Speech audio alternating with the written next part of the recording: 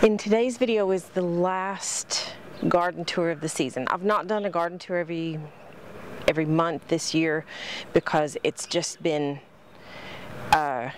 see, what can I get away with saying on YouTube? It's not been the best year.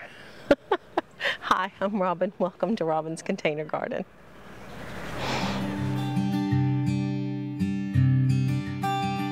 So you can see this is not a container, but I did try to grow some different things in this bed this year. A couple years ago I put a courgette right here and it did really well, but since then I've been growing courgettes in containers, as you know.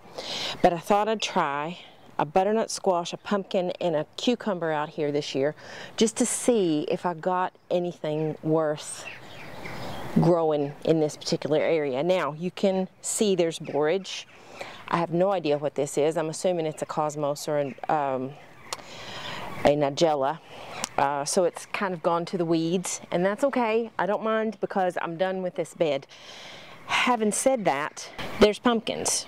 I've got two. I had one that got eaten by something, and the pumpkin plant is over here in the middle of all that mess. But I've got two pumpkins and I'm going to let them grow and see what comes of them. Now I've had cucumbers in here and I've actually had some really nice cucumbers. I just think this bed here, along with the bed I'll show you in a minute, is going to be wildflowers next year. I thought about just putting cucumbers along here because the cucumbers did okay, but I think I'm just going to put wildflowers here and in the bed next to us, and I'll show you that in just a second. Now again, this isn't in a container. This is my wildflower bed, and as you can see there's actually some nettles in the background, and we had a pretty windy day the other day and it just kind of made everything lean that direction. So I've had just about everything I can think of in here. I've got stock, I've got borage, I've got calendula, I've got cosmos, I can't even think, Viper's bug loss, salvia, marrow, just all kinds of different things. And there's a dahlia. And when Eli and Kate were here a few weeks ago, Kate mentioned that she's never seen a dahlia grow in the wild because I planted that there. So I did plant all these other things too, but that's beside the point. I have let this just kind of go this year, and I've done it intentionally because I wanted to bring as many pollinators to the garden as possible, and there have been loads. I'm going to let this do its thing. I'm going to let some things go to seed, even the nettles. I'm just going to let this go, let it go to seed, try to collect as many seeds as I can, and then I'll let it just kind of die off. It's not going to look great over the winter, and I don't care. I want this to be a proper wildflower bed. I'll clean it up a little bit before the season starts next year and probably plant some more seeds out here because I just want this heaving with wildflowers. This is another area of the garden where things are not in containers. I've got dahlias here. They're kind of spaced apart. One of them was here and died, so I took him out. This is the area where I had my onions. This next year I've got plans for this bed that are way beyond what we've got here that will actually count as the video, because there are going to be some raised beds here, quite high raised beds, about yay big, and I'll go into that in another video. But I'm going to let these dahlias do their thing. Once they're done, I'll take them up, take up the tubers, and I'll save them because I really like the colors of these dahlias that we've had in here this year. And then I will prepare this bed for the big project that I've got for next year. So we've only got one more area that's not in a container, and I'll show you that after I show you my flowers. Since my channel is only small, I thought I'd create a link so you can buy me a cup of tea, and the link for that is below. I'm also going to put it in the description. So if you want to buy me a cup of tea on the website called Buy Me a Coffee, because I don't drink coffee, I thought I could put that there, and if you guys wanted to support my channel and support my content, that you could go and buy me a cup of tea. And if you do that, I would really appreciate it. And if you do support my channel, I will be happy to give you a mention in future videos. Thanks! Earlier this year, I think it was, maybe last year, I bought some bulbs. Bought some begonia bulbs, and I bought some gladiola bulbs. Now the gladiolas actually surprised me because they were supposed to be white and red and white striped. And so far I've had a bright yellow one, these kind of cream colored ones, and one that's already gone over here was the red and white striped, but it was kind of an orangey red. And then I've got some over here that are a deep red, almost a purple, and then the white ones here. And then obviously my begonias, these ones have a lovely scent, but these don't. But these have a much prettier color, I think. Those are pretty, but these have a more vibrant color. So I'll show you some close-ups here. This is the one with the scent. It has a really pretty scent. And I'm not saying that these flowers by any stretch are not pretty, because they are beautiful. They're absolutely gorgeous. And then there's these that have got some marigolds in here with them. But look at that beautiful flower with just the different colors and the way the edge of the petals are. They're just gorgeous, but they don't have any fragrance at all. Look at these beautiful white ones. And they're stunning with a little bit of raindrop on them. But look at this beauty right here. Isn't that stunning? It's such a beautiful color. And there's several more coming. And as you can see, we've got more that are about to bloom on this one. He might actually make it down here. Once these die down, and the gladiolas have about 6 weeks after they've gone over, I've already started the timer on the ones that have gone over, I will take the bulbs out and store them for next year, because I've got some plans for the front area here. I'm going to buy some more bulbs for different flowers, and we're going to see what we end up with. So the sun's come out just in time for me to show you my glorious bean arch. I am so happy that I put the beans here. Now these beans that are growing up the arch were planted in the ground, so that's the last one that you're going to see that's planted in the ground. But we've got some glorious beans that are coming. These are borlotti beans, and this is the 3rd year that I've grown borlotti beans, and all of these were from saved seeds that I saved last year. So I'm really excited that they have grown up like I had expected. I did kind of think that they were going to go up here, and I finally patched that little opening, but they've not had enough time to grow up this way. This one over here is only up this high, and this one looks like he's just about here, so I think he might just keep growing, but we won't get any beans coming down the way, which is what I really wanted. I had some French beans in here, some purple queens, and I forgot to water them when we were having a hot spell, and I'm not gonna put any pretty shiny coating on it. I was feeding all the plants. I don't feed the beans because they make their own nitrogen. They're okay without being fed, and they are fine. So I thought, I'm not going to feed the beans, and then I completely forgot to feed the purple queens, but I did get a harvest of them. I cut off all the dead stuff because they were croaking. And then we've got a kidney bean here that suffered along with the purple queens, but he actually survived. And we've got some dried hulls. So you're not supposed to harvest a kidney bean until you have dried hulls that you can hear. Maybe you can hear. That's drying up, and we've got a few more pods that are green, as you can see. So I'm just going to let this do its thing and finish before I pull anything off of it, and then we'll see what we end up with. So this, I think, for everything that's planted in the ground this year, besides my wildflower garden, I think this is my pride and joy because I'm really happy that I put the beans here. And now we'll move around to the north side of the garden. This is the north side of the garden.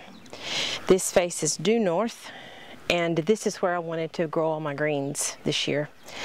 The leeks have done extraordinarily well. You'll see, I'll link my leek video at the end of this video, so you can watch that one if you're interested in leeks. But they've done extraordinarily well over here, and I'm still harvesting them as and when I need them. We've got some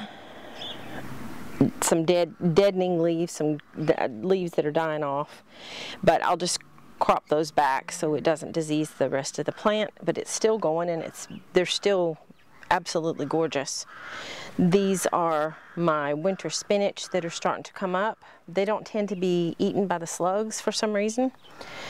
These are my lettuce and my unintentional chamomile bed. You can see a little bit of coriander in there, but the rest of it's chamomile. Those long spiky things are chives, some that just happen to just push up. And then we've got spinach that has been chewed to bits, and then we've got some spinach that's bolted that I'll take out, and then we've got some spring onions that we can maybe mess around with for the winter. And under here we have some mustard with red frills that's growing, and then we've got some red pak choi in here, and then we've got some winter lettuce. Now, I've never grown winter lettuce before, but we'll see how it works, and I'll show you how it goes. And poor dead courgette plant, he's going in the compost heap soon. And then we've got these gorgeous little courgettes.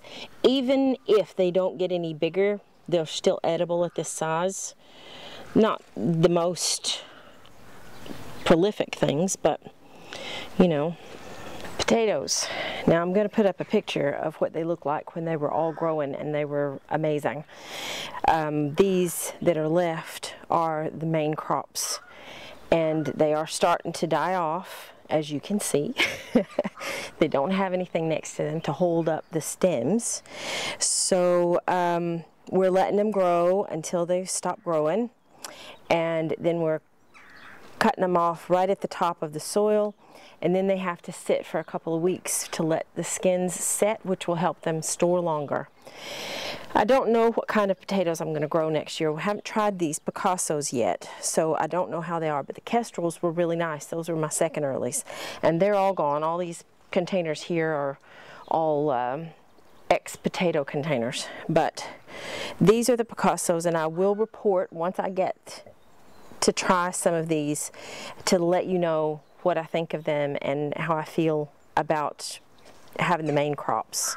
This is the west side of the garden. This is my little sun trap. Now you can see the stakes are all kind of bent all over the place, but we've had some really high, bad winds. You will also notice that there is something missing from behind me, and it is not the whole greenhouse, it is just the cover. We've taken the cover off. There's some bent places that we're going to have to do some repairs on, but next year we're going to do a little bit of extra strengthening to get it to work. We took the cover off because I need to be able to sleep at night. These are the Mysterio peppers. They ended up, I think these would have ended up being the yellow peppers if I had let them, or if they had had enough time to get ripened. And then we've got some chili peppers here. These are Anaheim chilies, and I think